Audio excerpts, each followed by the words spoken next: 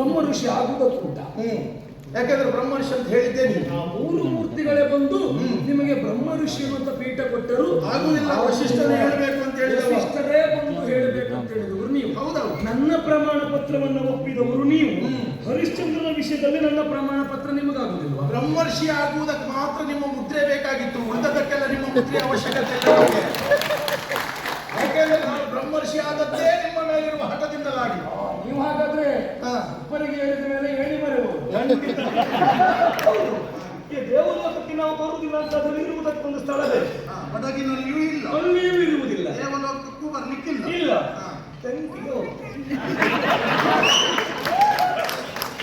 ಚಂದ್ರನ ದಿಕ್ಕಿಗೆ ಪ್ರವೇಶ ಮಾಡಿದೆ.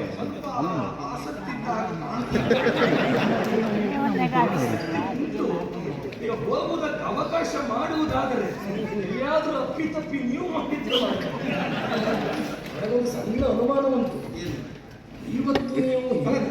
ಇವತ್ತು ನೀವು ಹೀಗೆ ಮಾತನಾಡುವುದನ್ನು ನೋಡಿದ್ರೆ ಉಷಾ ಈ ವರ್ಷ ಇದ್ದಲ್ಲೇ ನೀವು ಇರುವ ಯೋಚನೆ ಇಲ್ಲ ಅಂತ ಕಾಣ್ತದೆ. ಸತ್ಯ. ಇನ್ನು ಸಿಹಿ ಸುದ್ದಿ ನಾಳೆ ಬಂದ್ರೆ ಬರಬೇಕು. ಒಂದು ಸತ್ತರಲ್ಲ ಇದ್ದಾರೆ ಅಂತ ಕಾಣ್ತದಲ್ಲ ನಿನಗೆ? ಹೌದು. ಬ್ರಹ್ಮರ್ಷಿಗಳಿದ್ದಾರೆ, ಮಹರ್ಷಿಗಳಿದ್ದಾರೆ, ರಾಜರ್ಷಿಗಳಿದ್ದಾರೆ, ಸುಮನಸರೆಲ್ಲರೂ ಸೇರಿದ್ದಾರೆ. ಅಧ್ಯಕ್ಷನಾಗಿರುವಂತಹ ನೀನು ಯಾರ ಬಗ್ಗೆಯೂ ತಾರತಮ್ಯ ಮಾಡಲಿಕ್ಕಿಲ್ಲ. ಯಾಕೆಂದ್ರೆ ಕೇವಲ ಸ್ವರ್ಗದ ಒಡೆಯ ಮಾತ್ರ ಅಲ್ಲ, ಮೂರು ಲೋಕಕ್ಕೂ ನೀನೇ ಅಧ್ಯಕ್ಷ, ನೀನೇ ಒಡೆಯ. ಎಲ್ಲರನ್ನ ಸಮಾನ ದೃಷ್ಟಿಯಿಂದ ಕಂಡುಕೊಂಡು ಬರಬೇಕಾದವ. ನಿನಗೆ ಸಭೆಯಲ್ಲಿ ವಶಿಷ್ಠ ಇದ್ದದ್ದು ಮಾತ್ರ ಕಾಣುವುದ? ಸುತ್ತಲೂ ಕಣ್ಣರಳಿಸಿ ನೋಡ್ಲಿಕ್ಕೆ ಆಗುವುದಿಲ್ವ ನಿನಗೆ? ಅಬ್ಬಬ್ಬಬ್ಬಬ್ಬಬ್ಬ, ಏನು ಕೇಳಿಬಿಟ್ಟಿದೆ? ಭೂಲೋಕದಲ್ಲಿ ಒಬ್ಬ ಸತ್ಯವಂತನೇ ಯಾರು, ಧರ್ಮವಂತನೇ ಯಾರು? ನೀನು ಹೇಳಿ ತುಟಿ ಮುಚ್ಚಲಿಲ್ಲ. ಆ ಕಡೆಯಲ್ಲಿದ್ದಾರಲ್ಲ ವಶಿಷ್ಠರು, ತುಟಿ ಮುಚ್ಚುವುದರೊಳಗೆ ತುಟಿ ಬಿಚ್ಚುವುದಕ್ಕಾದ್ರು. ವಿಶ್ವಾಮಿತ್ರನ ಅವರು ಹೇಗೆ ಬ್ರಹ್ಮರ್ಷಿಗಳು, ನಾನು ಕೂಡ ಬ್ರಹ್ಮರ್ಷಿ. ಉಳಿದವರಿಗೆಲ್ಲ ಅವರಿಗಿಂತ ಹೆಚ್ಚು ತಿರುಗಾಟ ಮಾಡಿದವನು ನಾನು. ಲೋಕಾನುಭವ ಚೆನ್ನಾಗಿ ನನಗೆ ಗೊತ್ತುಂಟು. ನನ್ನ ಹತ್ರ ಕೇಳಿದ್ರೆ ನಾನು ಹೇಳುವುದಿಲ್ಲ, ಅಥವಾ ಒಂದು ಉತ್ತರ ಕೊಡುವಂತಹ ಸ್ಥಿತಿಯಲ್ಲಿ ನಾವೆಲ್ಲವರು ಕೂಡಿರುವಂತಹ ಸಭೆಯಲ್ಲಿ ಏನು ಮಾಡಿದೆ? ಸುರಪಾಲ ಬಳಿಕೆಂದ ವರ ವಶಿಷ್ಠನನ್ನು ವಶಿಷ್ಠನನ್ನೇ ಕರೆದು ಆಡುತ್ತಾ ಇದೆಯಲ್ಲ. ಹಿರಿಯವರಾದಂತಹ ಅವರಿಗಾದರೂ ಸ್ವಲ್ಪ ಯೋಚನೆ ಬೇಕಾಗಿತ್ತು. ಒಮ್ಮೆ ನಮ್ಮತ್ತ ಕಣ್ಣನ್ನು ಆರಿಸುವುದು, ಒಂದು ಸಮಾಲೋಚನೆಯನ್ನು ಮಾಡುವುದು, ಅಲ್ಲ ಸ್ವಲ್ಪ ಯೋಚನೆಯನ್ನು ಮಾಡುವುದು. ಅದನ್ನು ಬಿಟ್ಟು ಏಕಾಏಕಿಯಾಗಿ ನಿಂತು ಹರಿಶ್ಚಂದ್ರನೇ ಸತ್ಯವಂತನಂತ ಆಡ್ತಾರಂತಾದ್ರೆ ಏನು ಭೂಲೋಕದಲ್ಲಿ ಬಾಕಿದವರೆಲ್ಲ ಸುಳ್ಳೇ ಹೋಗ? ಅದಕ್ಕೆ ನನಗೆ ಗೊತ್ತಿರುವ ಎಷ್ಟು ತಲೆಮಾರು ಅಂತ. ಇಂದ್ರ, ಭೂಮಿ ನಿಂತದ್ದು ಯಾವ ಆಧಾರದ ಮೇಲೆ? ಸತ್ಯ ಧರ್ಮದ ಆಧಾರದ ಮೇಲೆ. ಹಾಗಾದ್ರೆ ಲೋಕದಲ್ಲಿ ಎಷ್ಟು ಜನ ಧರ್ಮವಂತರಿದ್ದಾರೆ ಅಷ್ಟೇ ಅಧರ್ಮಿಗಳಿರ್ತಾರೆ. ಎಷ್ಟು ನಿತ್ಯವನ್ನು ಆಡುವವರು ಇರ್ತಾರೋ ಅಷ್ಟೇ ಸತ್ಯವನ್ನು ಆಡುವವರು ಇರ್ತಾರೆ. ಪಾಮರರಲ್ಲಿಯೂ ಸತ್ಯವಂತರಿರ್ತಾರೆ, ನೆನಪಿಡು. ಒಬ್ಬ ಹರಿಶ್ಚಂದ್ರನ ಬಗ್ಗೆ ಇವ ಹೇಳ್ತಾನಂತಾದ್ರೆ ಕಾರಣ ಏನು ಅಂತ ಗೊತ್ತಾಯಿತು. ಅವ ಯಾರು? ಚಕ್ರವರ್ತಿ. ಅದರಲ್ಲಿಯೂ ಜನಪತಿ ಹರಿಶ್ಚಂದ್ರ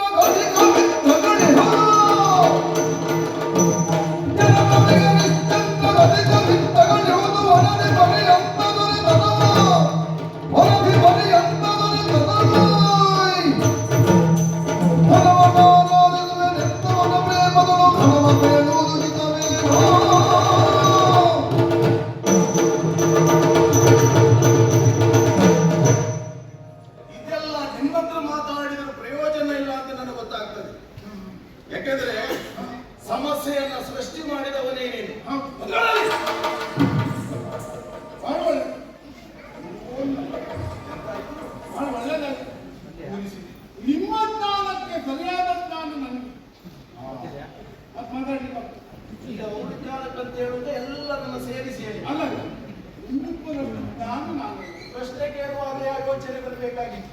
ಏನು ನನ್ನ ತಪ್ಪಾಗಿ ವಸಿಷ್ಠರೇ, ವಿಶ್ವಾಮಿತ್ರರೇ, ನಮಗೂ ಪರಿಸ್ಥಿತಿ ಅರ್ಥ ಆಗುತ್ತದೆ.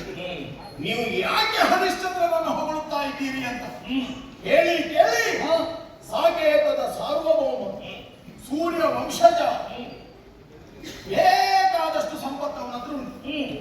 ಒಬ್ಬ ಅರಸನಾದವನಲ್ಲಿಯೇ ಹೇರಳವಾಗಿ ಸಂಪತ್ತಿರ್ತದೆ. ಚಕ್ರವರ್ತಿಯಲ್ಲಿ ಕೇಳಬೇಕಾದ ಅಗೆದಷ್ಟು ಮಗೆದಷ್ಟು ಮತ್ತು ಸಂಪತ್ತೆನ್ನುವುದು ಪಾಂಡಾರದಲ್ಲಿ ಹೇರಳವಾಗಿಯೇ ಇರ್ತದೆ. ಅದರಲ್ಲಿಯೂ ನೀವ್ಯಾರು? ಸೂರ್ಯವಂಶದ ಕುಲ ಪುರೋಹಿತರು, ಹಿರಿಯ ಗುರುಗಳು. ಒಟ್ಟು ಈ ಹರಿಶ್ಚಂದ್ರನನ್ನ ಪ್ರಪಂಚ ಮುಖಕ್ಕೆ ಪ್ರಕಟಿಸುವುದೇ ನಿಮ್ಮ ಉದ್ದೇಶವಾಗಿದೆ. ಯಾಕೆಂದ್ರೆ ಹರಿಶ್ಚಂದ್ರನಿಗೆ ಅಷ್ಟು ಹೆಸರಿಲ್ಲ. ಅವ ಏನು ಅಂತ ಈ ಲೋಕಮುಖಕ್ಕೆ ತೋರಿಸಿಕೊಡ್ಬೇಕಾದಂತಹ ಅನಿವಾರ್ಯತೆ ಗುರುಗಳಾದಂತಹ ನಿಮಗುಂಟು. ಅದರಲ್ಲಿಯೂ ಹೊತ್ತಿಗೆ ಬೇಕಾದಷ್ಟು ದಕ್ಷಿಣೆ ನಾಮ ಕೊಡ್ತಾನೆ. ನಮಗೊಂದು ಸುದ್ದಿ ಸಿಕ್ಕಿದೆ ವಸಿಷ್ಠರೇ. ಯಾವುದು? ಹರಿಶ್ಚಂದ್ರನ ಸಭೆಗೆ ಹೋಗುವಾಗ ನಿಮ್ಮ ಕಚ್ಚೆ ಪಾದದವರೆಗಿರ್ತದಂತೆ. ಸರಿ. ಸಭೆ ಮುಗಿಸಿ ಬರುವಾಗ ಅದೇ ಕಚ್ಚೆ ಕಾಲ ಗಂಟಿನವರೆಗೆ ಬರ್ತದಂತೆ. ಯಾಕೆ ಬರುವುದು? ಅವ ಕೊಟ್ಟ ದಕ್ಷಿಣೆ ಸಿಕ್ಕಿಸಿ ಆ ಕಚ್ಚೆ ಮೇಲೆ ಹೋಗುವುದು. ಅಭ್ಯಾಸ ಇದ್ದವರು ಅಭ್ಯಾಸ ಇಂಥದ್ದೆಲ್ಲ ನೋಡಿ ನಮ್ಗೆ ಅಭ್ಯಾಸ ಆಗುತ್ತೆ. ಮನೆಗೆ ಬಂದು ಅದು ಬಿಚ್ಚಿದ್ರ ಮನ ತುಂಬಾ ಹಣವೇ, ಜನ ಕಾಂಚಾಣ ಅಧಿಕಾರಿಗಳು. ಇದು ನೀವು ಹಳೇ ನೆನಪು ಮಾಡಿಕೊಂಡು ನಮ್ಮ ಆಶ್ರಮಕ್ಕೆ ಬಂದದ್ದು ಅದರಲ್ಲಿ ಹೇಳುವುದೇ ಅಲ್ಲ, ಹಳೆ ನೆನಪಲ್ಲೇ ಹೇಳಿದ್ದವು. ಯಾಕೆ ಹೇಳಿದ್ದು? ಆವಾಗ ಬ್ರಾಹ್ಮಣರಿಗೆ ಬೇಕಾದಷ್ಟು ಕೊಡ್ತಾ ಇದ್ದವರು ನಾವು. ನಾವು ಯಾವಾಗ ಬ್ರಾಹ್ಮಣ್ಯವನ್ನ ಸ್ವೀಕರಿಸಿದೋ ಆವಾಗಲೇ ಆ ವಿಷಯದ ಕುರಿತಾಗಿ ನಮಗೆ ಜಿಗುಪ್ಸೆ ಬಂದಿದೆ. ಆವಾಗ ಬ್ರಾಹ್ಮಣರಿಗೆ ಬೇಕಾದಷ್ಟು ಕೊಡ್ತಾ ಇದ್ದದ್ದು ನೀವು. ಮತ್ತೆ ಯಾಕೆ ನಮ್ಮ ಆಶ್ರಮಕ್ಕೆ ಕರ್ಕೊಂಡು ಹೋಗ್ಲಿಕ್ಕೆ ಬಂದದ್ದು? ಕರ್ಕೊಂಡು ಹೋಗ್ಲಿಕ್ಕೆ ಬಂದದ್ದಲ್ಲ, ಮರ್ಯಾದೆಯಿಂದಲೇ ನಾವು ಕೇಳಿದ್ದು. ಕೊಡ್ಲಿಲ್ಲ ಅಂತ ಕಾರಣಕ್ಕಾಗಿ ಕದ್ದುಕೊಂಡು ಹೋಗುವ ಪ್ರಯತ್ನ ಆದದ್ದು. ಖಂಡಿತ ಯಾಕಾಯಿತು? ನಡೆದಂತಹ ಪರಿಸ್ಥಿತಿಯನ್ನು ಅರ್ಥ ಮಾಡಿಕೊಳ್ಳಿ. ಬ್ರಹ್ಮ ತೇಜಸ್ಸಿನ ಮುಂದೆ ಕ್ಷಾತ್ರ ತೇಜಸ್ಸು ನಡೆಯುವುದಿಲ್ಲ. ದಿಗ್ಬಲಂ ಕ್ಷತ್ರಿಯ ಬಲಂ ಬ್ರಹ್ಮ ತೇಜೋ ಬಲಂ ಬಲಂ. ಯಾವಾಗ ನಮ್ಮ ಕ್ಷಾತ್ರ ನಡೆಯಲಿಲ್ವೋ ಆವಾಗಲೇ ನಾನು ಬ್ರಾಹ್ಮಣನಾಗಬೇಕೆನ್ನುವಂತಹ ಸಂಕಲ್ಪ ಮಾಡಿ ಆವನ್ನು ಹಠಕ್ಕೆ ಮುಂದಾದವನು, ಛಲದ ದಾರಿಯನ್ನ ಹಿಡಿದವನು. ವಸಿಷ್ಠರೇ, ನಿಮಗೊಟ್ಟು ಪ್ರಪಂಚ ಮುಖದಲ್ಲಿ ಹರಿಶ್ಚಂದ್ರನನ್ನ ಕಾಣಿಸುವ ಉದ್ದೇಶ ಆಗಿದೆ. ಇಲ್ಲ, ನಮಗೆ ಸತ್ಯ ಧರ್ಮ ಶಾಶ್ವತವಾಗಿ ಉಂಟು ಎನ್ನುವುದನ್ನು ತೋರಿಸಬೇಕು. ಅದು ಯಾರಲ್ಲಿ ಉಂಟು ಅದನ್ನು ಹೇಳಬೇಕಾದ ನನ್ನ ಕರ್ತವ್ಯ. ಹಾಗಂತ ಭೂಲೋಕದಲ್ಲಿದ್ದವರೆಲ್ಲ ಸುಳ್ಳು ಹೇಳುವವರಿಗೆ ಹಾಗೆ ಹೇಳಿಲ್ಲ ನಾನು. ಹರಿಶ್ಚಂದ್ರ ಒಬ್ಬನೇ ಸತ್ಯವಂತನ ಅಲ್ಲ. ಯೋಚನೆ ಮಾಡಿ ನೋಡಿ ವಸಿಷ್ಠರೇ, ನಕ್ಷತ್ರಗಳು ಆಕಾಶದಲ್ಲಿ ರಾತ್ರಿ ಹೊತ್ತಿನಲ್ಲಿ ಮಾತ್ರ ಇರುವುದಲ್ಲ, ಹಗಲಿನಲ್ಲಿಯೂ ನಕ್ಷತ್ರಗಳಿರ್ತಾವೆ. ಕಾಣುವುದಿಲ್ಲ. ಯಾಕೆ ಕಾಣುವುದಿಲ್ಲ? ಸೂರ್ಯನ ಪ್ರಕಾಶಮಾನವಾದ ಪ್ರಭೆ. ಹೌದಾ? ಸೂರ್ಯನ ಕಿರಣದ ಮುಂದೆ ನಕ್ಷತ್ರಗಳ ಪ್ರಭೆ ಕಾಣಿಸುವುದಿಲ್ಲ. ಲೋಕದಲ್ಲಿ ಪುಣ್ಯಾತ್ಮರಿದ್ದಾರೆ, ಧನ್ಯಾತ್ಮರಿದ್ದಾರೆ, ಸತ್ಯಾತ್ಮರು ಅನೇಕರಿರಬಹುದು. ನೀವು ಹೇಳಿದ ಮಾತಿಗೆ ಬರುವುದಾದರೆ ಲೋಕದಲ್ಲಿ ಸತ್ಯಾತ್ಮರು ಅನೇಕರಿದ್ದಾರೆ. ನಕ್ಷತ್ರಗಳು ಹಗಲಲ್ಲಿ ಕಾಣುವುದಿಲ್ಲ. ಯಾಕೆ? ಸೂರ್ಯನ ಪ್ರಭೆ ಹೆಚ್ಚಾದದ್ದು. ಲೋಕದ ಸತ್ಯಾತ್ಮರಾರು ಕಾಣಲಿಲ್ಲ. ಯಾಕೆ? ಅವರಿಗಿಂತಲೂ ಅತ್ಯಧಿಕವಾದ ಸತ್ಯ ಹರಿಶ್ಚಂದ್ರನಲ್ಲಿ. ಖಂಡಿತ ಅಲ್ವೇ ಅಲ್ಲ. ಮತ್ತೆ ಅವನಲ್ಲಿ ಸಂಪತ್ತುಂಟು, ಅವನ ಹತ್ರ ಅಧಿಕಾರ ಉಂಟು, ವಿಶಾಲವಾಗಿ ವಿಸ್ತರಿಸಲ್ಪಟ್ಟಂತಹ ರಾಜ್ಯ ಉಂಟು. ಆ ವನದಿ ಪರ್ಯಂತ ಸಮುದ್ರದ ತನಕ ವಿಸ್ತರಿಸಲ್ಪಟ್ಟಂತಹ ಅಧಿಕಾರ. ಆ ಒಂದು ಆಸೆಯಿಂದ ಅವ ಹರಿಶ್ಚಂದ್ರ ಕೊಟ್ಟದ್ದನ್ನ ಪಡೆಯಬಹುದು ಎನ್ನುವಂತಹ ಆ ಒಂದು ಲೋಭತನದಿಂದಾಗಿ ಅವನ ವಿಷಯವನ್ನ ಹೇಳಿದ್ದೇ ಬಿಟ್ಟರೆ ಮತ್ತೆಂತದ್ದು ಅಲ್ಲ ಅಂತ ನಮ್ಗೆ ಅರ್ಥ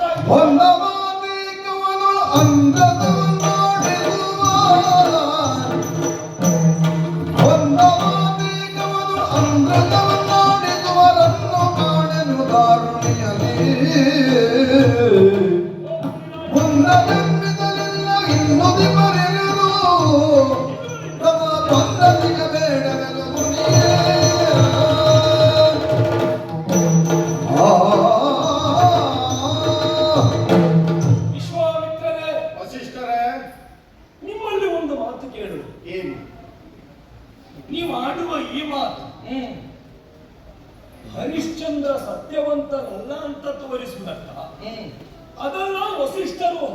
ಹರಿಶ್ಚಂದ್ರ ಸತ್ಯವಂತ ಅಂತ ಹೇಳಿದ್ದಾರೆ ಎನ್ನುವ ಕಾರಣಕ್ಕಾಗಿ ವಸಿಷ್ಠರ ಮಾತಿಗೆ ವಿರುದ್ಧವಾಗಿ ಆಡುವುದಕ್ಕೆ ಈ ಮಾತನ್ನಾಡಿದ್ದ. ಇಂದ್ರನಾದವ ಪ್ರಶ್ನೆ ಕೇಳುವಾಗ ನೀವು ತಾರ್ಕಿಕವಾದಂತಹ ಒಂದು ವಿಮರ್ಶೆಯನ್ನ ಮಾಡದೆ ಏಕಾಏಕಿಯಾಗಿ ಉತ್ತರವನ್ನು ಕೊಟ್ಟರಲ್ಲ, ಅದನ್ನೇ ಆಕ್ಷೇಪ ಮಾಡುವುದಕ್ಕೆ ಮುಂದಾದದ್ದು ನಾನು. ಮಹರ್ಷಿಗಳೇ, ಈಗ ಸಮಾಲೋಚನೆ ಮಾಡಬೇಕಾದದ್ದು ಯಾರು?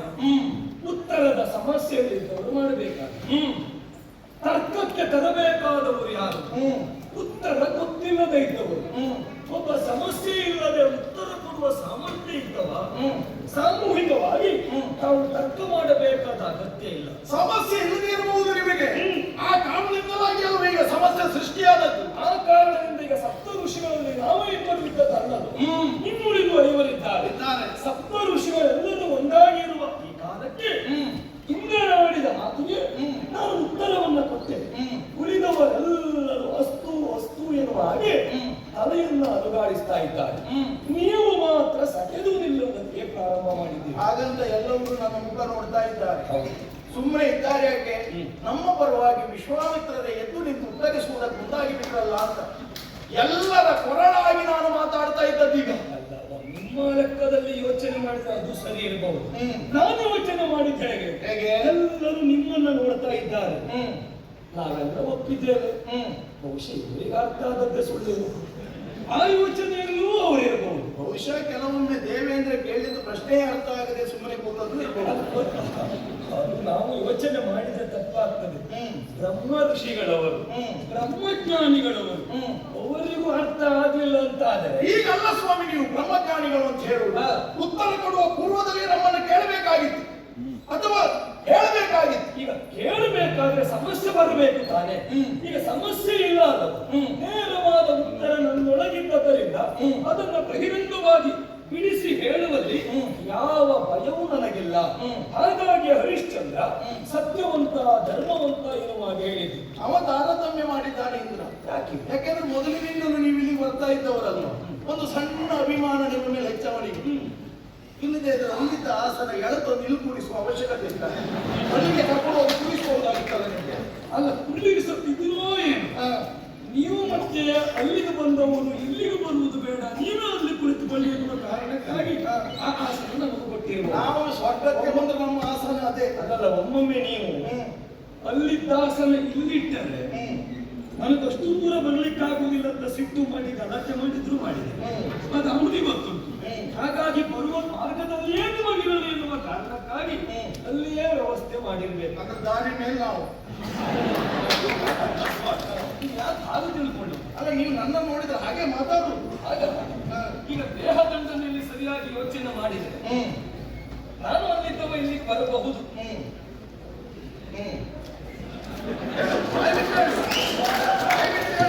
ನನಗೂ ಇಲ್ಲ ನೀವು ಬರ್ಲಿಕ್ಕಾಗುವುದಿಲ್ಲ. ಇಲ್ಲನಿಗೆ ಆಗುವುದಿಲ್ಲ ಅಂತ ನಾನು ಹೇಳುವುದಿಲ್ಲ, ಆಗುವುದಿಲ್ಲ ಅಂತ ನೀವೇ ತೀರ್ಮಾನ ಮಾಡಿದ್ದೀರಿ. ಪಾಪ ನಿಂತು ಮಾತನಾಡುತ್ತಾ ಇದ್ದೋನು ಏನು, ಅವನನ್ನು ಕರೆದುಕೊಂಡು ಹೋಗಿ ಕುಳ್ಳಿರಿಸಿದ್ದೇನೆ. ಹಾಗಾಗಿ ನಾನು ಹೇಳಬೇಕಾದ ಅಗತ್ಯ ಇಲ್ಲ. ಮತ್ತೆ ಹೊಂದಿನ ಆಸೆಗಾಗಿ ನೀವು ಚಕ್ರವರ್ತಿ ಹರಿಶ್ಚಂದ್ರನನ್ನು ಹೊಗಳುವುದಕ್ಕೆ ಪ್ರಾರಂಭ ಮಾಡಿದ್ದೀರಿ. ಏನು ಹೊಂದಿನ ಆಸೆ ಉಂಟ ನಮಗೆ? ಬ್ರಹ್ಮ ಋಷಿಗಳಾಗಬೇಕಾದರೆ ಅರಿಷತ್ ಬಂಧುಗಳನ್ನು ತ್ಯಜಿಸಬೇಕು, ಯಾವ ಮೋಹಕ್ಕೂ ಒಳಗಾಗಬಾರದು. ನಮ್ಮ ಕಾರ್ಯ ಏನು ಕೇಳಿದ್ರೆ ಲೋಕ ಕಲ್ಯಾಣ ಆಗುವುದು. ಲೋಕ ಕಲ್ಯಾಣಕ್ಕೆ ಏರಬೇಕು, ಅದನ್ನು ನಾವು ಮದುವೆಯಾಗಿ ಕೊಡಬೇಕಾದವರು. ಸತ್ಯ ಧರ್ಮ ಎನ್ನುವುದು ಸರಿಯಾಗಿ ಲೋಕದಲ್ಲಿ ಉಳಿದಂತೆ ಹೋಗುವಂತಾದ್ರೆ ಲೋಕಕ್ಕೆ ಯಾವುದೇ ರೀತಿಯ ಹಾನಿಯಾಗುವುದಿಲ್ಲ. ಮತ್ತೆ ವಿತ್ತದ ಅವಶ್ಯಕತೆ ನನಗಿಲ್ಲ ಸ್ವಾಮಿ. ದೇವಲೋಕದ ಕಾಮಧೇನುವಿನ ಆಶ್ರಮದಲ್ಲಿದ್ದ ಆ ಕಾಲಕ್ಕೂ ನನಗೆ ಯಾವ ಬರಗಾಲ ಇಲ್ಲವೋ, ವರ್ತಮಾನ ಕಾಲದಲ್ಲಿ ನನಗೆ ಯಾವ ಬರಗಾಲವೂ ಇಲ್ಲ. ನನ್ನ ಆಶ್ರಮದಲ್ಲಿರುವ ಸಂಪತ್ತನ್ನ ದೋಚುತ್ತೇನೆ ಎನ್ನುವಾಗ ಯಾರೂ ಮುಂದೆ ಬರುವುದಿಲ್ಲ ಎನ್ನುವುದು ನಿಮಗೆ ಸಂಪೂರ್ಣ ಅರ್ಥ ಆಗಿದೆ. ಮತ್ತೆ ನಾನು ಹೇಳಬೇಕಾದಂತಿಲ್ಲ. ಹಾಗಿರುವಾಗ ನಮಗೆ ಬೇಡ ಅಂತ ಹೇಳುವವರೇ ಎಲ್ಲಿ ಬರ್ತದೆ ಅಂತ ನೋಡುವುದು. ನೀವು ಹೇಳಿದ್ರೆ ತಪ್ಪಲ್ಲ. ನಿಮಗೆ ಅಲ್ಲ, ನನಗೆ ಆ ಸ್ವಭಾವವೇ ಇಲ್ಲ ಸ್ವಾಮಿ. ಹಾಗಿರುವಾಗ ಮುಂದಿನ ಆಸೆಗೆ ನಾನು ತನ್ನ ತನವನ್ನು ಮಾರಿಕೊಳ್ಳಬೇಕಾದ ಅಗತ್ಯವೇ ಇಲ್ಲ. ಈಗಲೂ ಸ್ಪಷ್ಟವಾಗಿ ಹೇಳ್ತೇನೆ ವಿಶ್ವಾಮಿತ್ರರು, ರೋಗಕ್ಕೆ ಗುರಿಯಾಗಿ ಹೋಗುವಂತ ಹೊಟ್ಟೆ ನೋವಿನಿಂದ ಒದ್ದಾಡುತ್ತಾ ಇದ್ದ ಬದುಕಿನ ನಡುವೆ ಹೋರಾಟ ನಡೆಸುತ್ತಾ ಇದ್ದಂತಹ ಕಾಲಕ್ಕೆ ಅವನಿಗೆ ಬಂದಿರುವಂತಹ ವ್ಯಾಧಿಯನ್ನು ದೂರ ಮಾಡಿದವ ಯಾರು? ನಾನೇ.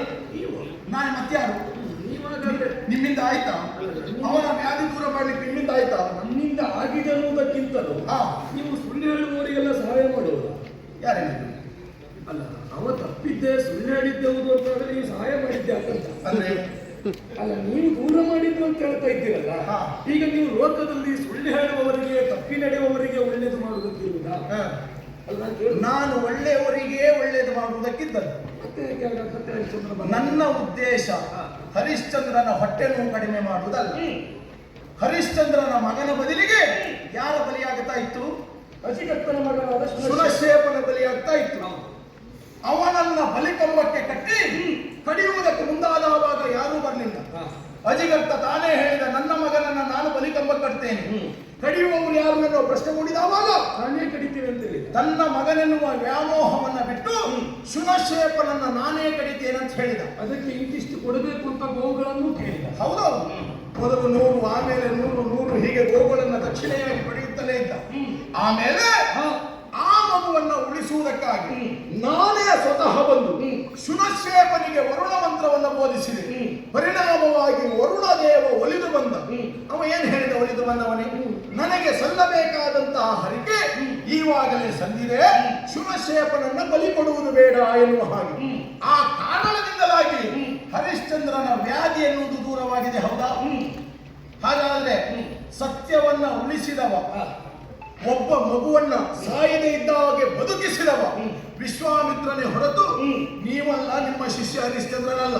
ಅವ ಅಧರ್ಮವನ್ನೇ ಮಾಡ್ತಾ ಇದ್ದ. ಸ್ವಾಮಿ, ಈ ಮಾತನ್ನು ಒಪ್ಪುವುದಕ್ಕೆ ಸಾಧ್ಯವಿಲ್ಲ. ಯಾಕೆಂದ್ರೆ ಬಲಿ ಕೊಡ್ತೀಯನಂತ ಹೇಳಿದ ಮೇಲೆ ಕೊಡದೇ ಇದ್ದದ್ದು ದೊಡ್ಡ ಸುಳ್ಳಾಗ್ತದೆ. ಈಗ ನಿಮ್ಮಲ್ಲೇ ಕೇಳ್ತೇನೆ, ಹರಿಶ್ಚಂದ್ರ ತನಗೊಂದು ಮಗು ಹುಟ್ಟಿತು ಅಂತ ಆದರೆ ಹುಟ್ಟಿದ ಮಗುವನ್ನು ವರುಣನಿಗೆ ಸಮರ್ಪಣೆ ಮಾಡ್ತೇನೆ ಅಂತ ಹೇಳಿದ್ದು ಸತ್ಯ ಅಲ್ವಾ? ಈಗ ಯಾವಾಗ ಅಂತ ಹೇಳಿದ್ದುಂಟ ಸರಿಯಾಗಿ? ಅದೇನಿಲ್ಲ ಅಲ್ವಾ? ಈಗ ಕೊಡುವುದಿಲ್ಲ ಅಂತ ಹೇಳಿದ್ದುಂಟ. ಈಗ ತಪ್ಪಲಿಲ್ಲ ಎನ್ನುವುದಕ್ಕೆ ಸಾಕ್ಷಿ ಪ್ರಥಮದಲ್ಲಿಯೇ ವರುಣ ಬಂದಾಗ ಸಣ್ಣವ ಇನ್ನು ಹಲ್ಲು ಹುಟ್ಟಲಿಲ್ಲ ಅಂತ ಹೇಳಿದ ತಕ್ಷಣ ಅವ ಹೇಳಿದ ಮಾತಿ ಧರ್ಮಕ್ಕೆ ವಿರುದ್ಧವಾದಬಹುದಾದರೆ ವರುಣನಿಗೆ ಆವಾಗ ಕೋಪ ಬರಬೇಕಿತ್ತು. ಆವಾಗ ಕೋಪ ಬಂದಿದೆಯಾ? ಇಲ್ಲ. ಹಾಗಾದ್ರೆ ಹರಿಶ್ಚಂದ್ರ ಸಟೆಯನ್ನು ಆಡಲಿಲ್ಲ ಅಂತಾಯ್ತು. ಮತ್ತೆ ಬಂದು ಕೇಳಿದಾಗ ಕವಚ ಧರಿಸುವ ಪ್ರಾಯವು, ಉಪನಯನ ಸಂಸ್ಕಾರವು ಅದು ಯಾವುದು ಆಗಲಿಲ್ಲ ಅಂತ ಮರು ಪ್ರಶ್ನೆಯನ್ನು ಹೇಳಿದಾಗಲೂ ವರುಣದೇವ ಒಪ್ಪಿ ಹಿಂದಕ್ಕೆ ಹೋದ. ಆದರೂ ಹರಿಶ್ಚಂದ್ರ ತಾನು ಸುಳ್ಳನ್ನು ಆಡಲಿಲ್ಲ ಅಂತಾಯ್ತು. ಅದು ಆದ ಮೇಲೆ ಆದದ್ದೇನು ಕೇಳಿ. ಈಗ ತಾನು ಸಮರ್ಥನಾದ ಮೇಲೆ ರೋಹಿತಾಶ್ವ ಬೇಟೆಗೆ ಹೋದದ್ದು. ಬೇಟೆಗೆ ಹೋದ ರೋಹಿತಾಶ್ವ ಬರುವ ಆ ಕಾಲಕ್ಕೆ ವೇಷಧಾರಿ ಓರ್ವರು ಸಂಧಿಸಿ ರೋಹಿತಾಶ್ವನಿಯೇ ಆಡಿದ್ದಂತೆ, ನೀನು ಮನೆಗೆ ಹೋದರೆ ನಿನ್ನಪ್ಪ ವರುಣನಿಗೆ ನಿನ್ನನ್ನು ಬಲಿಯಾಗಿ ಸಮರ್ಪಣೆ ಮಾಡ್ತಾನೆ, ಹಾಗಾಗಿ ನೀನು ಅರಮನೆಗೆ ಹೋಗಕೂಡದು. ಆ ವೇಷಧಾರಿಗಳು ಯಾರು ಅಂತ ಹೇಳಿ. ಆ ವೇಷಧಾರಿಗಳು ಮುಚ್ಚಿಡುವುದಾಕೆ? ವೇಷಧಾರಿಗಳು ಯಾರು ಅಂತ ನಾನು ಕೇಳುವುದಾದರೆ ಕೆಲವು ಪ್ರಸಂಗ ಹಾಳು ಮಾಡಿದ್ದೇವೆ. ನೀವೇ ಯೋಚನೆ ಮಾಡಿ. ಯಾಕೆಂದ್ರೆ ಅದು ಬೇಕಿತ್ತು ಅವರಿಗೆ ಅಧಿಕ ಪ್ರಸಂಗ ಅಲ್ಲ. ಈಗ ನೀವೇ ಯೋಚನೆ ಮಾಡಿ. ಮೂರು ಲೋಕದ ಆಧಿಪತ್ಯವನ್ನು ವಹಿಸಿಕೊಂಡ ದೇವೇಂದ್ರನೇ ಬಂದು ರೋಹಿತಾಶ್ವ ನೀನು ಅರಮನೆಗೆ ಹೋದರೆ ನಿನ್ನನ್ನು ವರುಣನಿಗೆ ನಿನ್ನಪ್ಪ ಬಲಿ ಕೊಡ್ತಾನೆ ಅಂತ ಹೇಳ್ತಾನೆ ಅಂತ ಆದರೆ ಹರಿಶ್ಚಂದ್ರ ತಪ್ಪುವನಲ್ಲ ಎನ್ನುವುದು ಸತ್ಯ ಆಯಿತು. ಸ್ವಾಮಿ, ತಪ್ಪು ಮಾಡಿದವನಿಗೆ ಶಿಕ್ಷೆ ಆಗುತ್ತದೆ ಇಲ್ವಾ?